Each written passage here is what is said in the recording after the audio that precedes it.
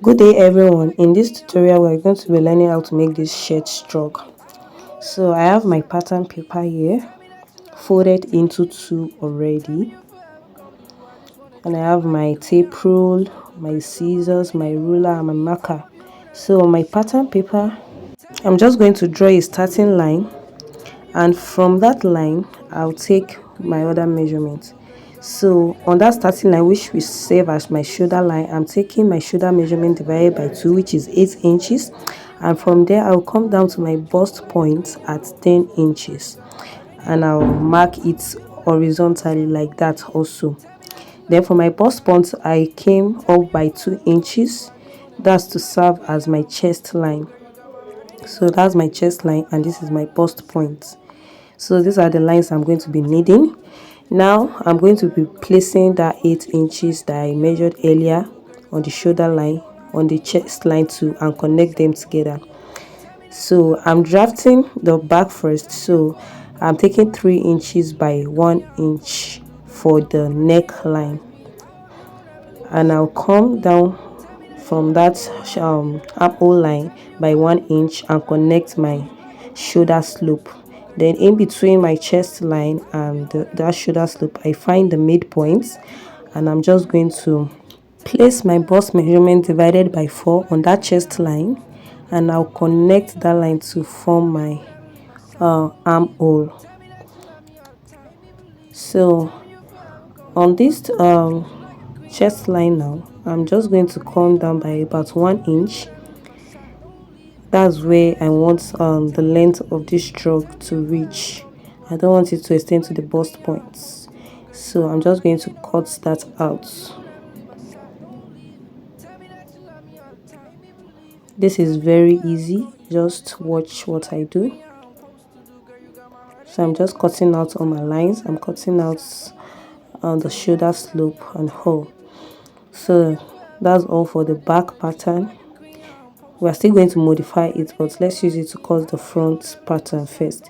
So I'm placing it now on this pattern paper again. I'm using that line over there as a starting line, and I'm going to be taking about 1.5 inch measurement at the middle part to serve as where my button in the front will be.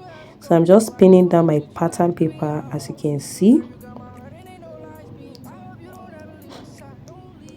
So on the neckline, this neck part is going to be 3 inches by 3 inches, the normal 3 inches by 3 inches. So I'm just going to trace out the remaining parts like this. So it's nothing big, it's not a big deal like that. So I'm just making sure that I have my 3 inches by 3 inches on the neckline in front, then I extend it to that button line. So that button line is that 1.5 inch that I have in front. So I'm marking it to make it well defined. So that's the place the buttons is going to be.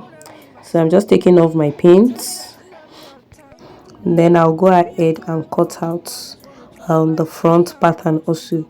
Can you see that it is really easy? You can actually do this directly on your fabric. I'm just using a pattern paper to make it really clear. So these are the front and the back pieces. So I'm just going to slash that front part into 2, and then I'm going to place them on each other again. So what I'm trying to do now is to achieve that front curve that you can see on the shrug like that. You know, it's not straight, it's a little bit curved.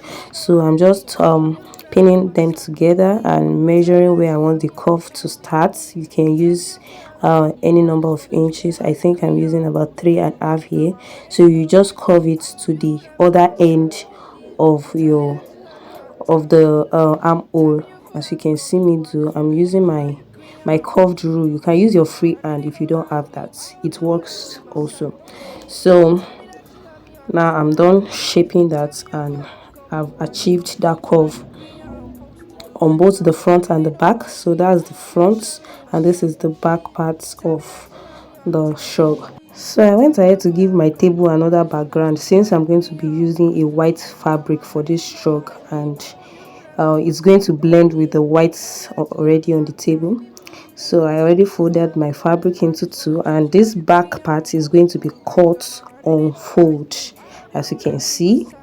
So it's going to be cut on fold, and I'm just pinning it down together like that, and I'll go ahead and cut, leaving about half an inch allowance in all necessary places, like the shoulder side. I'm cutting the neck area directly without adding any allowances, and also the armhole area. So I'm going to add allowance to this down part also, so that I won't be short of fabric at the end of the day. I also cut the front part the same way also, as you can see. So just go ahead and cut all around, give allowances to the necessary places, and I'm just cutting the neck area also.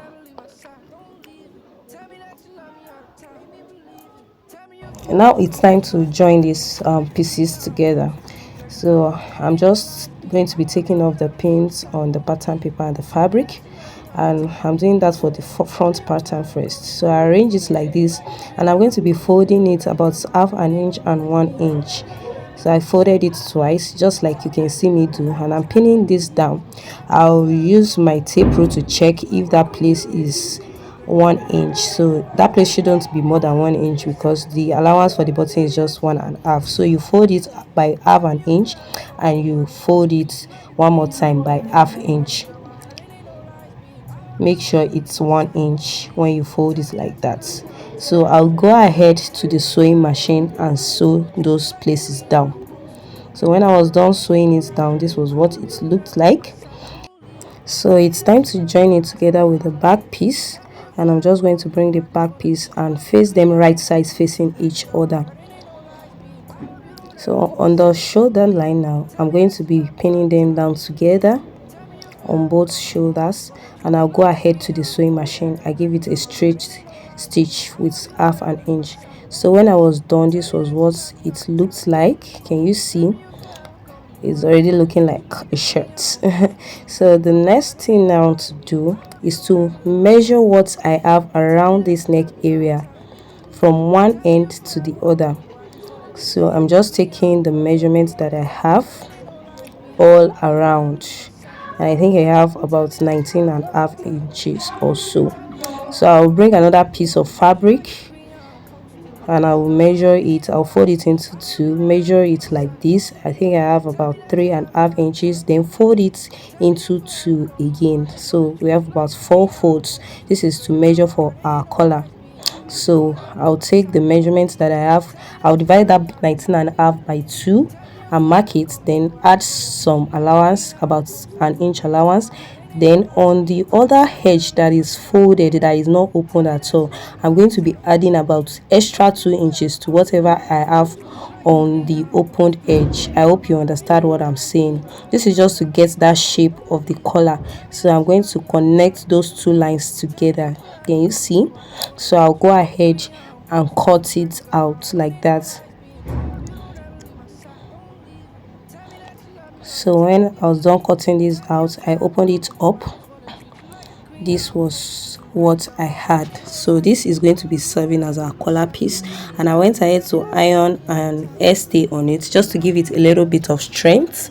So I'm going to be using my hot iron to iron the side of the stay that will gum to the fabric on this collar. So this is just me ironing it together to give it strength. So when I was done, I just trimmed off the excesses of the stay from the collar. Then the next thing I'm going to do is to iron this, folding it into two just to give it shape. So I'm going to be ironing it just like you see me doing, and then I'll open this up and fold it on each of the edges by about half an inch, then iron it down again. All this I'm doing is just to make it easy to join to the shirt. So when I was done, I'll just fold it right sides facing each other like this and sew on each of the edges. So when I was done sewing, I made sure what I had in between was exactly the 19 and a half, and I turned it to the other side. So I'm just using my scissors to make sure the edges are sharp. So this is what the collar is looking like. Can you see? I'm not going to be using this collar stand for this shirt, just the collar. So I'm going to be fixing this from the wrong side of this shirt. So I'll start from one side and I'm going to fix it together to the other hand. So you can use your pin to secure this down. So you are just securing it down, taking note that when you are sewing, you are going to be sewing by that half an inch that you use your iron to mark out. So I'm just pinning this down all around to make my work really easy. So I'll pin it all to the other edge and I'll go ahead and sew it. So when I was done sewing, this is what it looked like. Can you see? The collar is already sitting well, and I'm just going to fold it like this with that other half inch and sew it, top stitching it together. So I'm going to be giving this a top stitch. Note that this top stitch is going to be on the right side of the fabric. So when I was done top stitching it, this was what my collar looked like. Can you see that it's already forming and it's beautiful? By the time you iron this out, it's going to look like a perfect shirt collar. That's what it is anyway. So I'm just arranging my shirt for you to see, and I've also gone ahead to cut out my sleeve, just the normal way we cut sleeve, and I have my sleeve band, which measures about 8 inches long and 3.5 inches in width. So this band is going to serve as that shirt sleeve band that we used to have on our shirts. So I went ahead to just sew down my sleeves using the measurements that I have around my armhole. So I also created that sleeve slash on the both sleeves. So I'll go ahead and sew down the slash on the sleeve. So I'm going to sew it down, just fold it like this and fold it twice, then I'll sew it down. No more, not too much drama. I'm just going to do that. So when I was done, this was what it looked like. And for my sleeve band, I'm just going to open this up and iron the edges like I did for the collar earlier. I'm going to be ironing the edges by about half an inch to make it easier for me to join to my sleeve. Can you see? So I'm just ironing that down.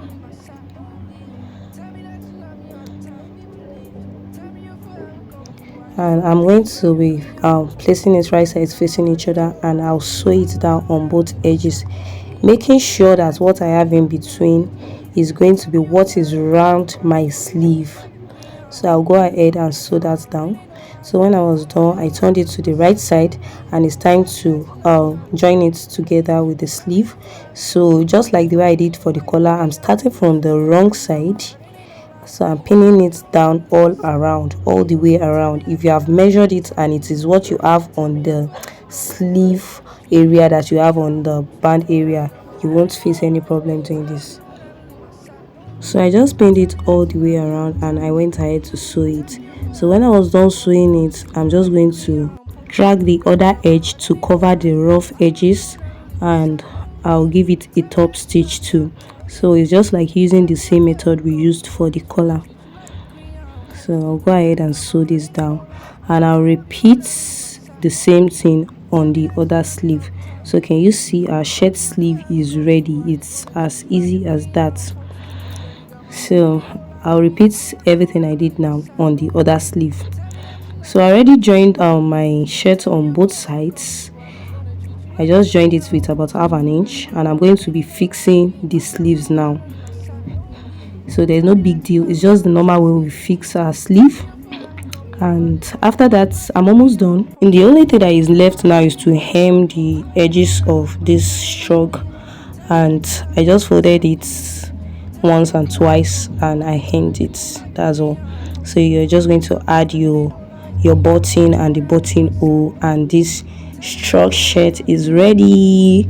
So you just go ahead and also add your button to the sleeves area, give it a nice press, and it's ready. So this was it when I wore it, and it's really nice. You could also give this a trial and let me see the results if you really fancy this shirt shrug. Thanks for watching.